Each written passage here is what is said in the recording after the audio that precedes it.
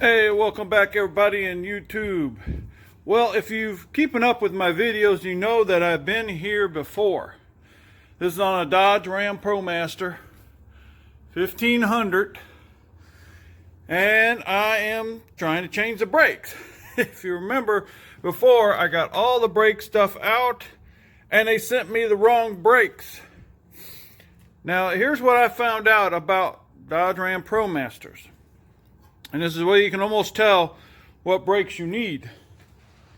Let me go get the number. But if it has, so you see this one's got the solid rotor, which I think most of them do, it seems like, then you get the smaller brakes.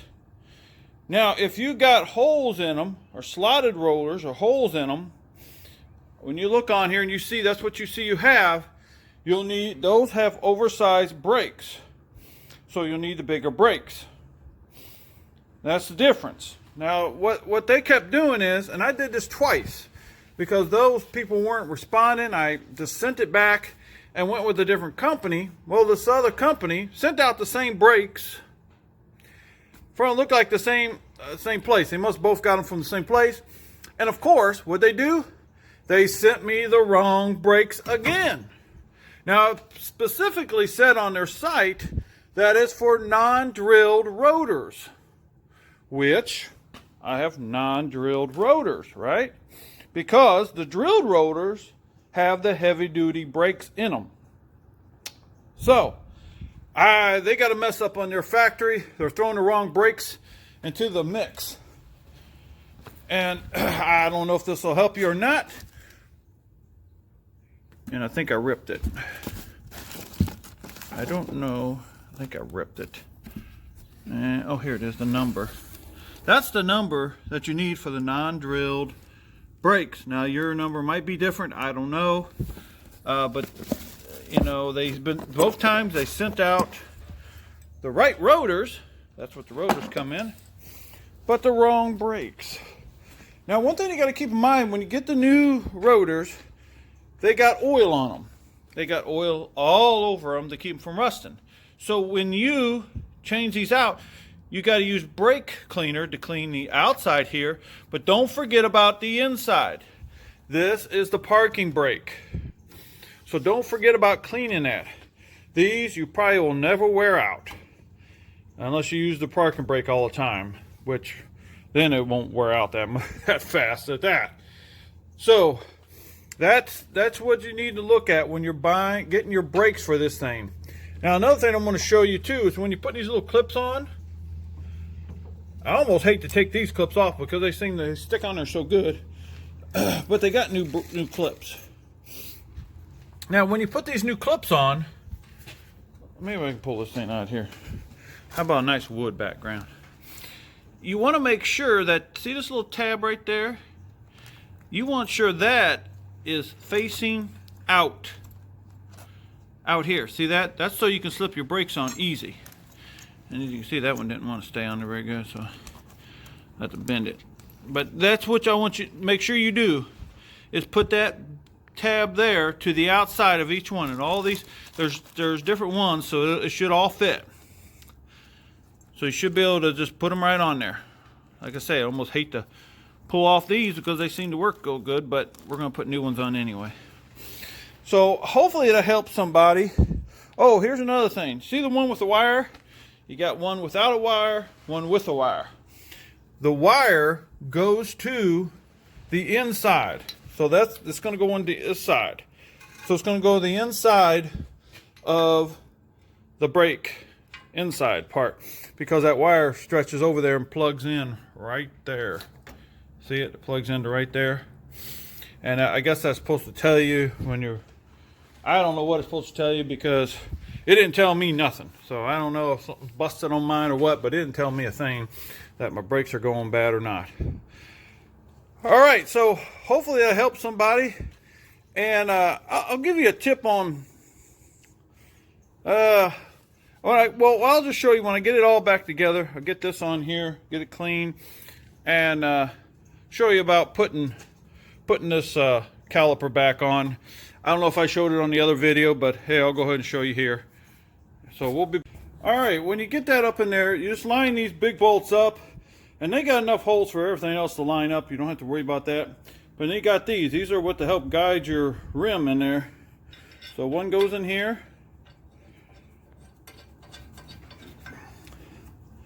One goes over here.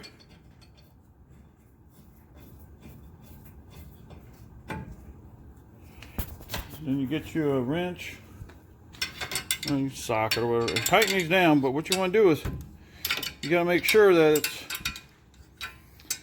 you got to be careful, make sure it's all the way in there, because let's see how this is. Okay, I need to heat that thing in. Make sure that thing's all the way in there, because these might strip out trying to tighten that, pushing that thing in there. There we go. So snug them up. You gotta be careful, not too much. Oh, just snug it up. Okay. Then I generally set it like this. Now we're gonna go ahead and use the clamp. Let me get over here and show you.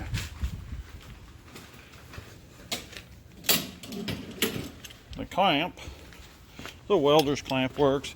A C clamp can work. You know, you just open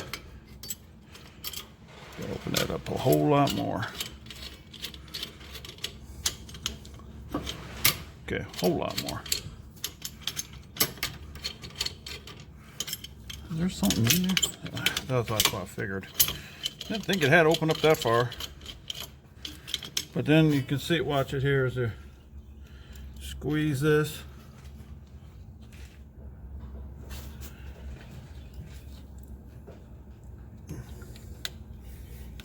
Just gotta squeeze in there. See it going in? See, going in there. So then you just adjust it and keep going in until it's completely, having problems here, completely flat all the way back. And then you'll be ready to go. Then you'll be able to put your pads on.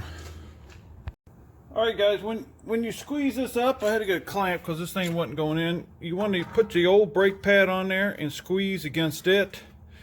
It generally works the other way, but this one was binding up and wasn't going straight. So just put the old brake pad on there and squeeze it together, and you'll get it in there. Just a little tip I wanted to show you there. All right, I got the brakes in there. As you can see, I put them in there first. Got the one with the cord on the outside. Now what you're going to need to do is, on here there's a little zip tie holding this on. That keeps that from ever popping off. So you can just cut that. Just cut it and take it off. And let me get you a little farther and I'll show you some more. Alright, so what we got is you put the little wire through here. You hook that onto there, and that will slide onto this little, you'll see it here, this little thing. See, there's a slot in that. Get some light on it. I don't know if you can see it there. See the slot? And that slides right onto there. And there you go.